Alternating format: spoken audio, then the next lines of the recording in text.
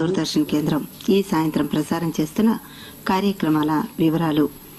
జగ్గయ్య జమున ముఖ్య తారాగణంగా ఈడు జోడు తెలుగు చలనచిత్రం రాత్రి 7:20 తిరుమలలో ప్రారంభమయ్యే శ్రీవారి బ్రహ్మోత్సవాల్లో ధ్వజారోహణం ప్రత్యక్ష ప్రసారం ఉంటుంది. తిరిగి 10 గంటలకు ఢిల్లీ నుండి ప్రసారమయ్యే జాతీయ కార్యక్రమాల్లో పెద్ద శేషవాహనం ప్రత్యక్ష ప్రసారం చూస్తారు. ఇక రాత్రి 8 గంటల నుండి ఢిల్లీ నుండి ప్రసారం ఉంటుంది. 8:30 జాతీయ కార్యక్రమాలు.